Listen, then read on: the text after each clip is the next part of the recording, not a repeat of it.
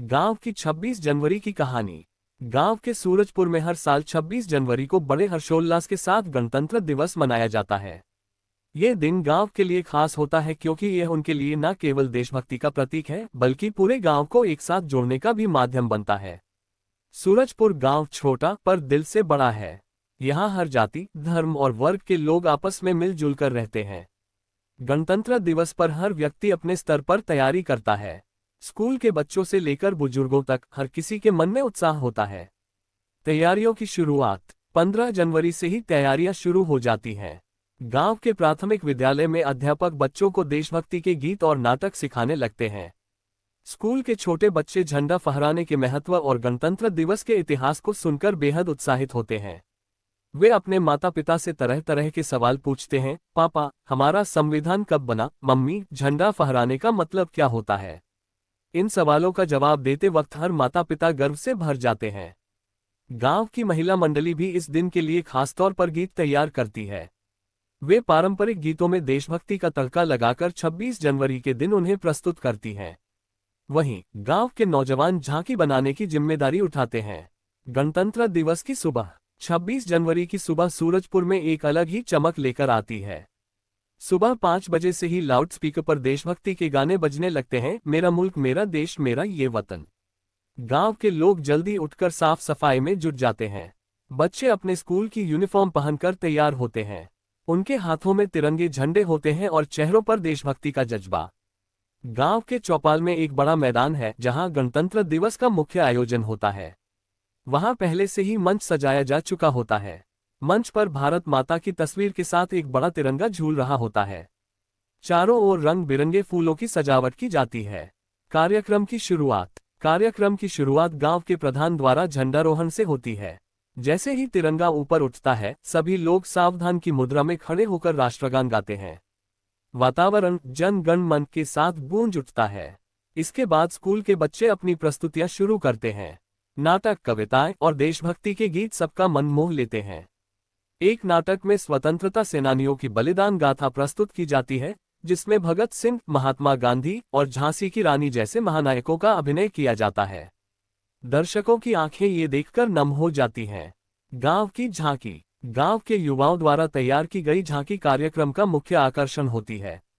इस बार झांकी का विषय स्वच्छ भारत अभियान और बेटी बचाओ बेटी पढ़ाओ था।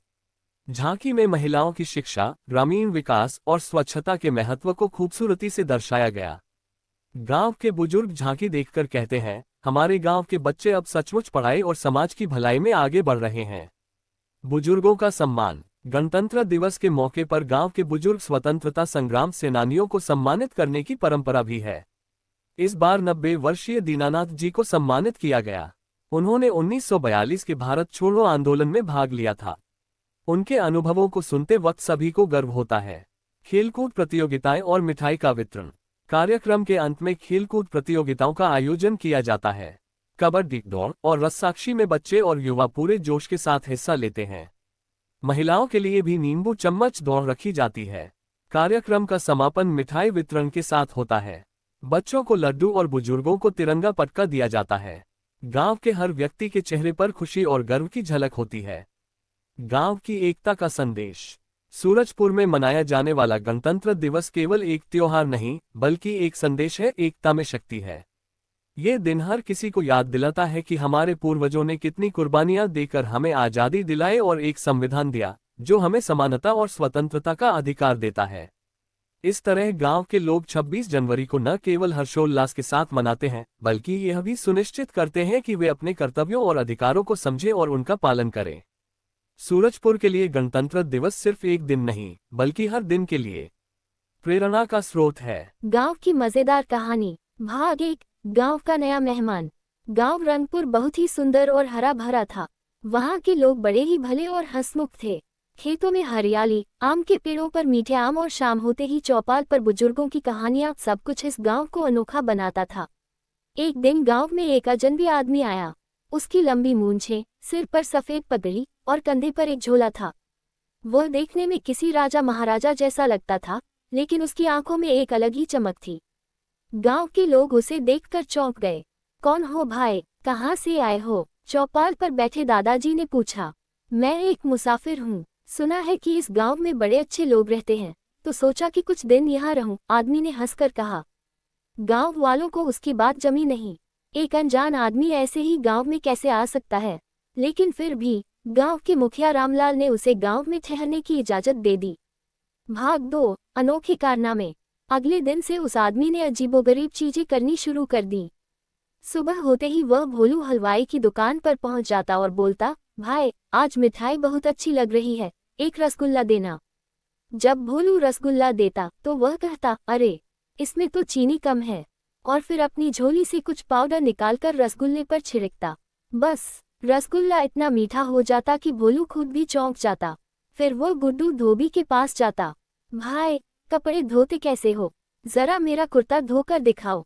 जब गुड्डू ने कुर्ता धोकर दिया तो उस आदमी ने उसमें कुछ छिड़क दिया और देखते ही देखते कपड़ा ऐसा चमकने लगा जैसे नया हो। गांव वाले ये देखकर दंग रह गए। आखिर यह आदमी कौन था? उसके पास ये जादू जैसी चीजें कहाँ से आईं? भाग 3, गांव की चिंता।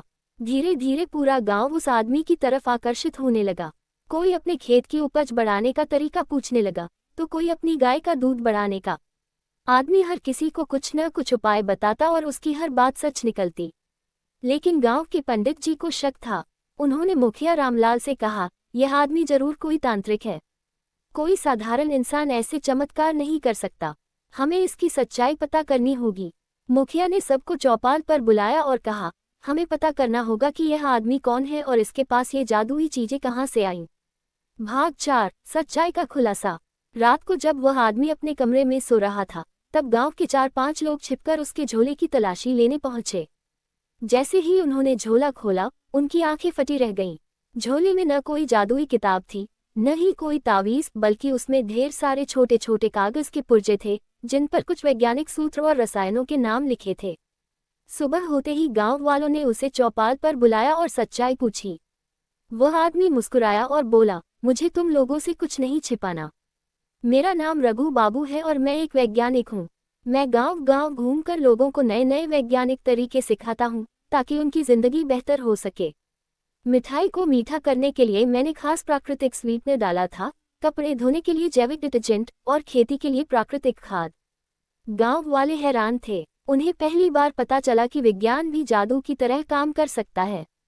भाग 5, गांव का नया अध्याय। इसके बाद रघु बाबू ने पूरे गांव में विज्ञान के महत्व को समझाया। उन्होंने बताया कि कैसे प्राकृतिक चीजों से खेती में सुधार किया जा सकता है, कैसे कम पानी में ज्यादा फसल उगाई जा सकती है, और कैसे पुराने तरीकों को आधुनिक बनाकर काम आसान किया जा सकता है।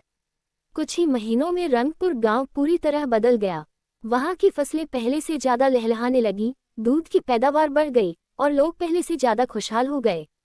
जब रघु बाबू जाने लगे तो पूरा गांव उन्हें रोकने आया। आप मत जाए, बच्चों ने कहा। हमारी पढ़ाई कौन कराएगा? छोटू ने पूछा। रघु बाबू हंसे और बोले, मैं फिर आऊंगा। गिब हम गे लिखे कि बहन क्या कहा बाही कहते कि बहन की जे की बहन की बान का है कि बहन के लिखे कुछ बहन के लिखे ही हम के बहन के है कि बहन की है बहन की नहीं है।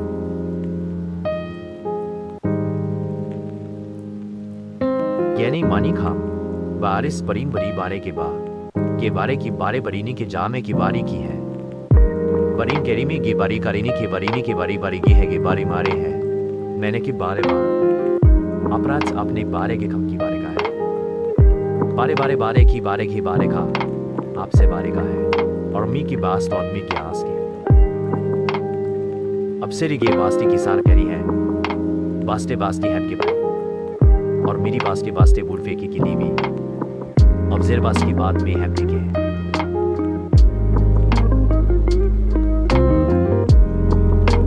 अब सामने का के अब साम से अब साम जातने के और बांधने के कि आमने आम सामने गिरने के कि ईज कान के अब सामने के मान से